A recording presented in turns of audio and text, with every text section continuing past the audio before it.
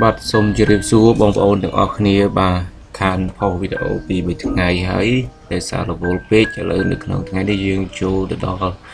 มีเรียนบัตต่อนึกน้องการมีทีเวิร์ดยืงดอกได้ปีมุนยมอันบองหายบองปอนถึงออกเนียใน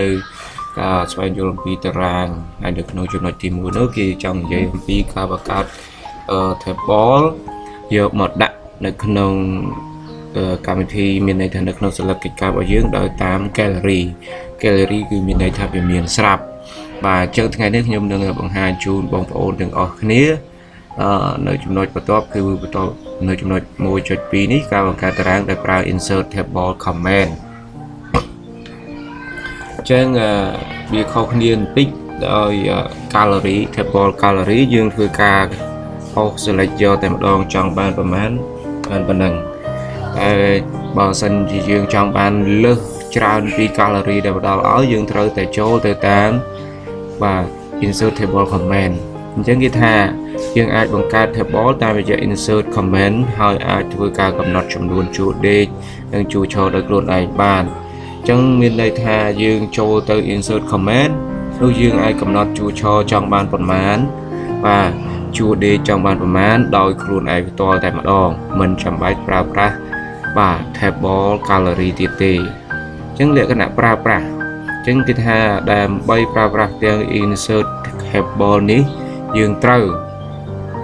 បាទយើងមើល tray ទី1ចុចដាក់ cursor ឬក៏ដាក់ cursor នៅត្រង់ទីតាំងដែលចង់បង្កើតទៅបាទ tray ទី2ចុចលើ insert tab ទី3ចុច table បាទទី4ចុចទៅលើ insert table បាទចឹងនេះគឺជាជំហាននីមួយៗក្នុងការចូលទៅកំណត់យកបាទ insert table comment ចឹងយើងទៅមើលរូបភាពបន្តិចបាទចឹងនេះគឺជារូបភាពនៅពេលដែលយើងធ្វើការចុចទៅតាមជំហាននីមួយៗវានឹងលោតបែបហ្នឹងមកណាបងប្អូនឥឡូវយើងចូលទៅចុច insert ខើបាទ insert វាឲ្យបង្ហាញនៅជួរនេះមកបាទហើយយើងចូលទៅ table ចុចលើ table វានឹងបង្ហាញ insert table នេះគឺ insert table នេះហើយគឺដែលយើងកំពុងតែធ្វើការសិក្សានិងស្វែងយល់ទៅលើវាអញ្ចឹង insert table នេះអញ្ចឹងយើងចុចទៅលើ insert table នេះទៀតវានឹងបង្ហាញនេះ insert table នេះមកប្រទាំងមួយនេះមកហើយនេះកន្លែងនេះគឺជាជួរឈរកន្លែងនេះគឺជាជួរដេកបាទអញ្ចឹងយើងអាចធ្វើការកំណត់នៅក្នុងប្រអប់នឹងចង់បាន10 20អីលើសនឹងបានបាទតទៅពីយើងដាក់ហើយកន្លែងអស់នេះក៏ជាមិនចាំបាច់ហើយការចុចឬក៏ click ទៅលើវាអីទេយើងគ្រាន់តែធ្វើការកំណត់ហើយចុច OK ទៅវាជាការស្អាតបាត់ទៅហើយបាទអញ្ចឹងបាទរបៀបប្រើប្រាស់ insert table គឺមានតែប៉ុណ្្នឹងទេណាបងប្អូនអញ្ចឹងបងប្អូនអាចធ្វើការអនុវត្តដោយខ្លួនឯងបានដោយសារលបងធ្វើដោយខ្លួនឯងហើយខ្ញុំនឹងបង្ហាញជូនបងប្អូនទាំងអស់គ្នានៅការអនុវត្តតោះអញ្ចឹងឥឡូវសូមទៅមើល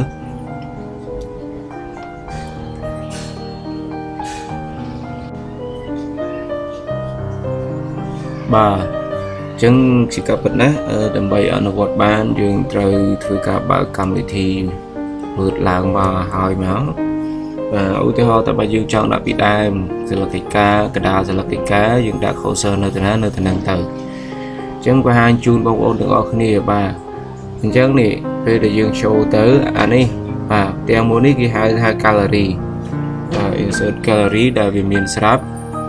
បាទដែលយើងបានបង្ហាញនៅវីដេអូមុនរួចរាល់ហើយ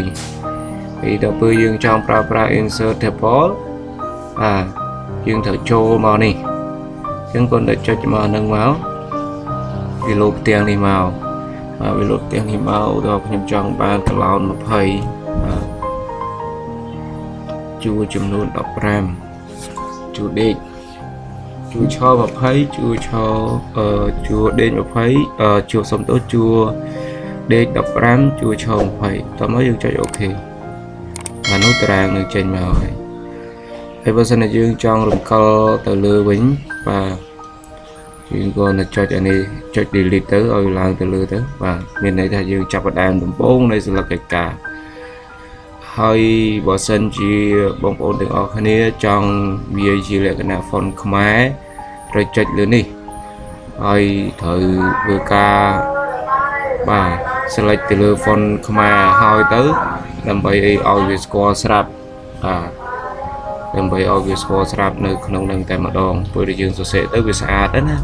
ប៉ុន្តែបើបងប្អូនមិនបាន select នឹងឲ្យហើយទេនោះវាមិនអាចបង្ហាញ font ឲ្យយើងបានស្អាតទេបាទអញ្ចឹងអរគុណច្រើនសម្រាប់ការតាមដានជួបគ្នានៅវីដេអូបន្តទៀត